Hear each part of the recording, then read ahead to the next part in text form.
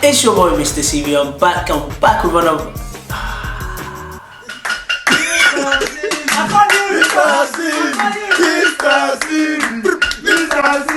If you realise, last week I didn't actually make a video because I've been too busy, but you know what, I told myself I have to get back on this and I have to share some content, especially with you guys.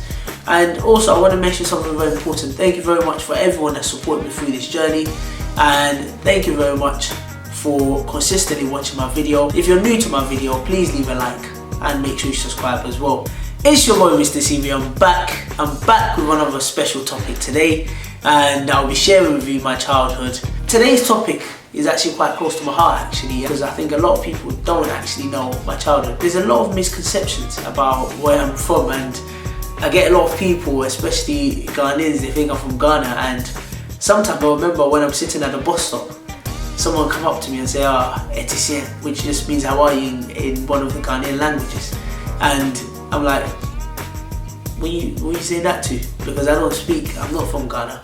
I'm actually from Nigeria, and I was born in Nigeria actually, and I came to this country on the 15th of September 2004. So you can do the maths in terms of how long I've been in this country for. When it comes to my childhood, I've actually had a very, very fantastic childhood, because I spent my childhood playing out on the streets, playing with friends, doing different adventurous things, which a lot of children now these days, they probably just spend most of their time just on their phones and not really going out there to explore. When I first came to this country, everything was new. The whole culture, the way they speak, and in Nigeria, English is actually our first language. But obviously, when we speak it, we speak with a bit of an accent, depending on which part of the country you're from. And when I first came to this country, obviously I had a little accent.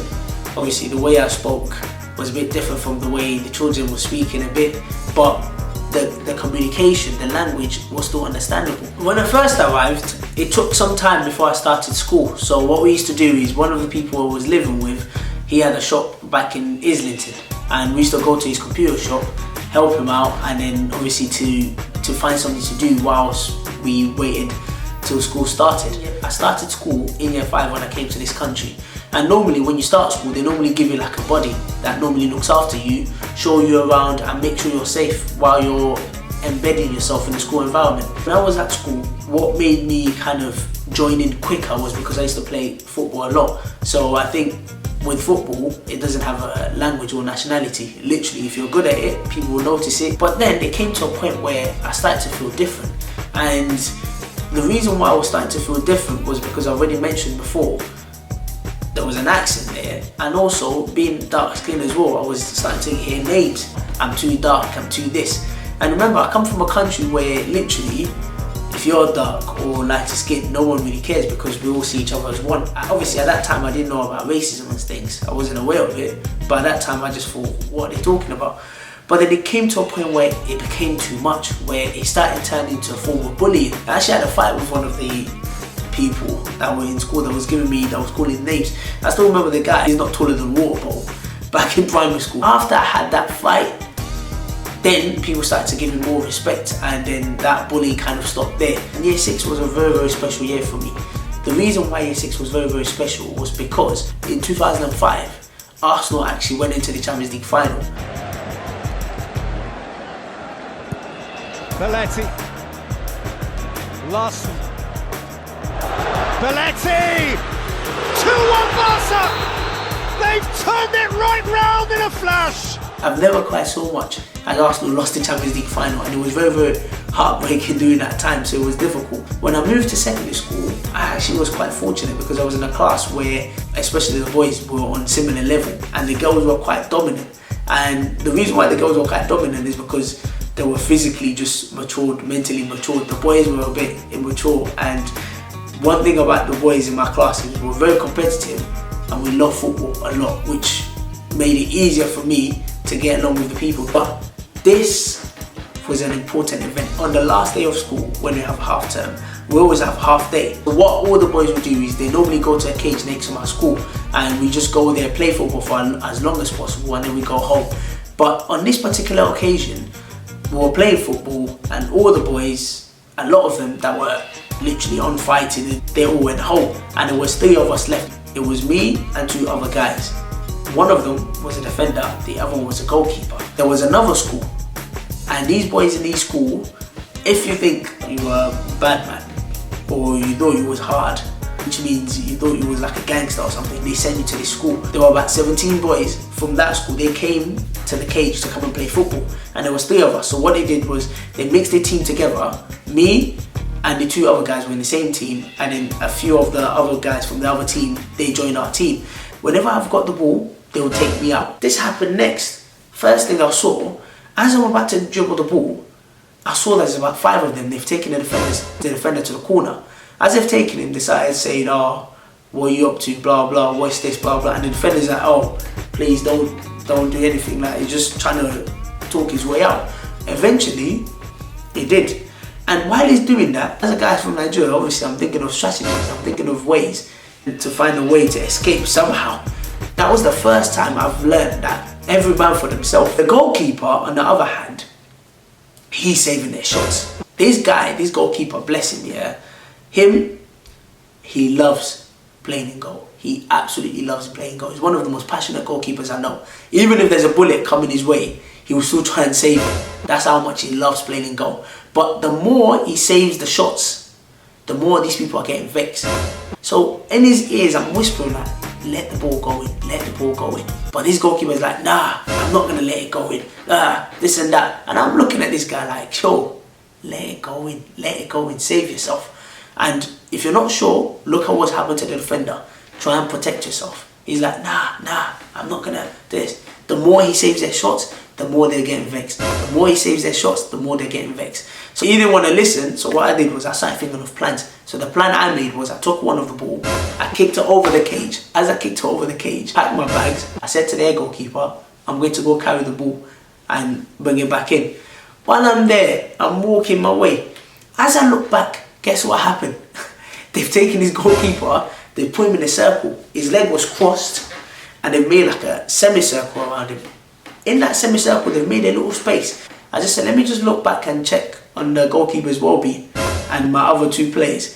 I just saw someone with an astroturf just studied the goalkeeper's head. Next minute, I just saw his head just move like that.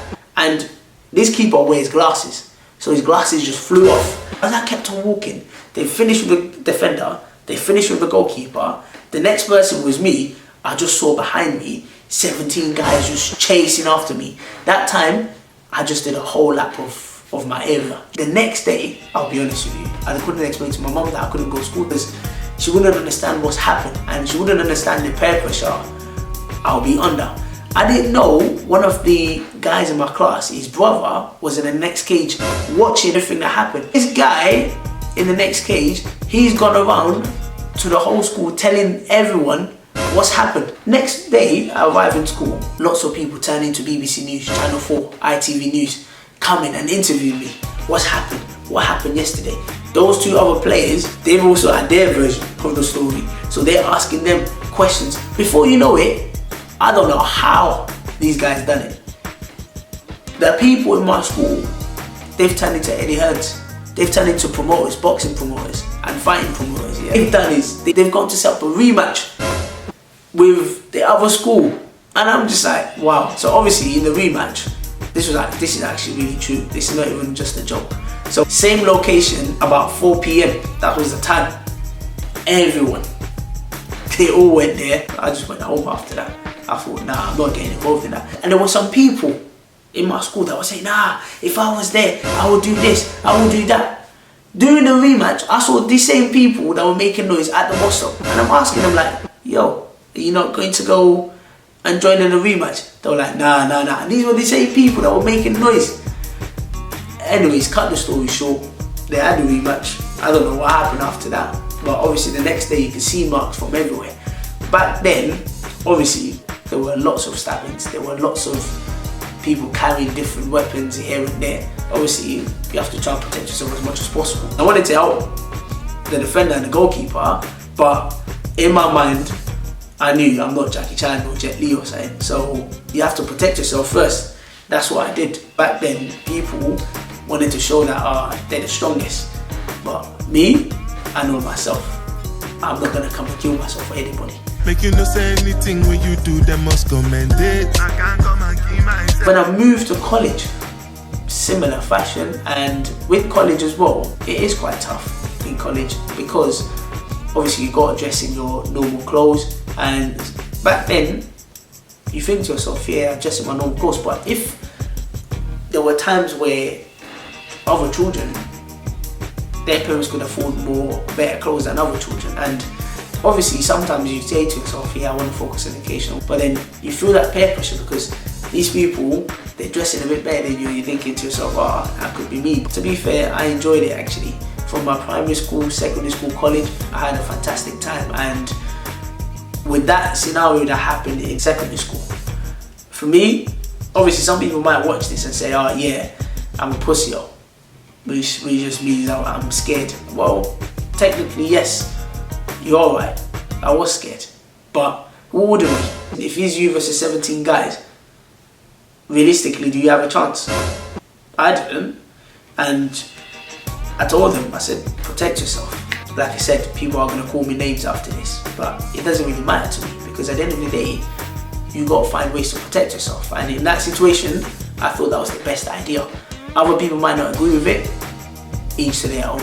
But like I was saying from the beginning, I've had a fantastic childhood and I wouldn't change it at all. It is a shame that a lot of children nowadays, all they do is just sit on their phone, sit on their iPad, and they don't really go out. And then also I can understand as well because right now as well, it's not like before where it was deemed safe to be going out. I think it's important in your childhood to be able to experience different things and try different things. And well, that's about my childhood. It's Mr. CV out here. Keep supporting the channel, keep supporting my videos, and have fun, have a nice day, and stay blessed.